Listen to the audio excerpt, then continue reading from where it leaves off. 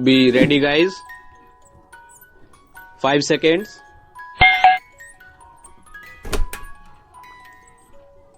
Start. I should like to say that the question of state public service commissions cannot be ignored. The state public service commissions are appointed by the governor. Now we are thinking in terms of the emotional integration of the country. The term emotional integration has become a familiar one in this country. If you want to have real emotional integration, then begin with the services. I see no reason why the recruiting authority for the services should be the government of the state in which the services will serve.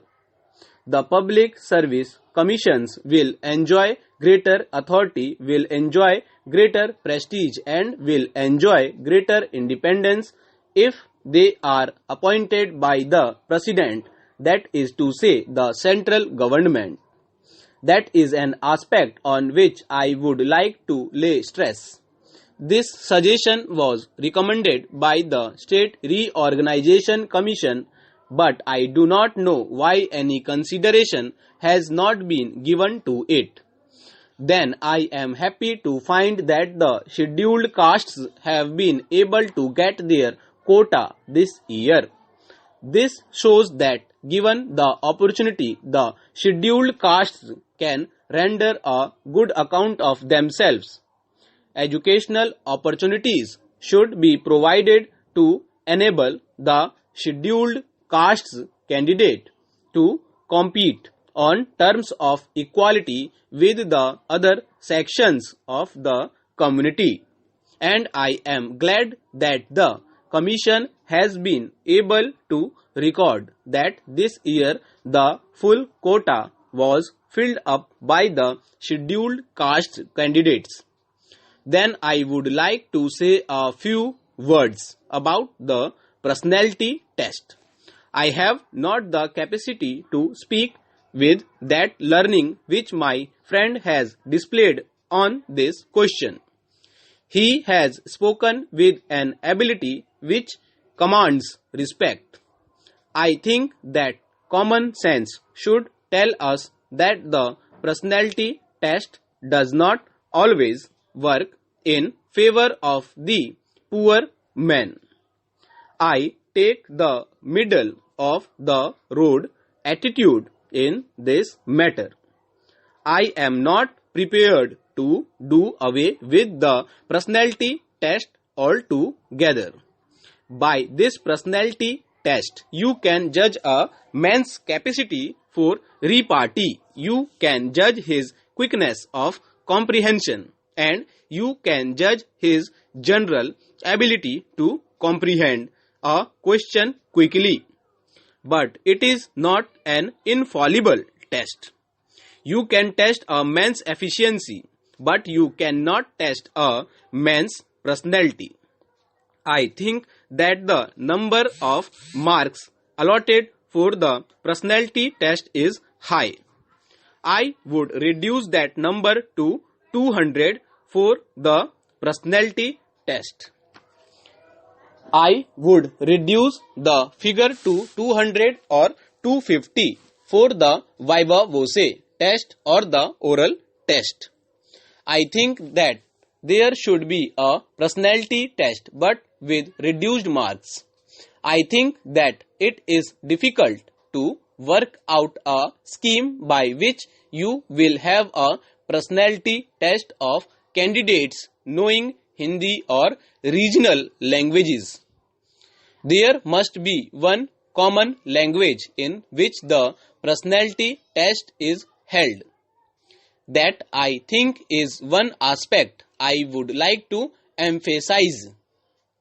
The work of the Union Public Service Commission will increase in the years to come.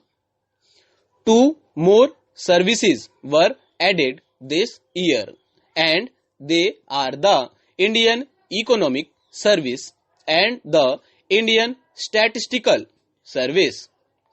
Three other services which are going to be handed over to them are the All India Health and Medical Service, the All India Engineering Service, and the All India Forest Service. There may be, for aught we know, an All India Education Service. The work of the Commission, therefore, is likely to increase. Therefore, it follows that the number of members will have to be increased. The work of the Commission must not be allowed to fall into arrears. Then I would like to say that the report gives us a picture of our services organization in this country. Services are important for the successful functioning of democracy, and our services have to learn that while they have a right to independent expression of opinion is confidential notes and files, it is their duty to carry out the policy of the government of the party, whichever party is in power. The Union Public Service Commission has maintained high standards in this respect. It has kept itself aloof from political controversies, and it is desirable that the personnel of the Commission should not be such personnel as will not command respect. I would like to support the suggestion that there should be a woman member on the Union Public Service Commission. Women have played a prominent part in the public life of this country. They have held high offices in our country, and there is no reason why there should be no woman member on the Public Service Commission. There must be about 20 or 30 crores of women in this country. Surely among them, one or two women can be found to work on this commission. We have accepted socialism and democracy as our objectives. Mr. Vice Chairman, I was mentioning the need for trained cooperative personnel. On the one side, we have to train the non-officials in cooperative principles, and on the other side, as a permanent skeleton for running all cooperative institutions, we should have training of cooperative personnel. In this connection, Mr. Vice Chairman, I would like to appreciate the beginning that has been made in training non-officials in cooperation. This has been attempted on a scale which has not been done hitherto, but more than any cooperative principles, that human element, the element of character, the element by which people will stand up to certain cooperative principles rather than their own selfish purposes, is what is wanting in many of our cooperative societies. This cannot be improved by legislation.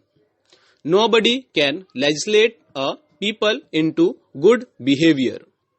This can only be done by constantly training people, telling people the principles we stand for, and appreciating the people who attach themselves to these principles.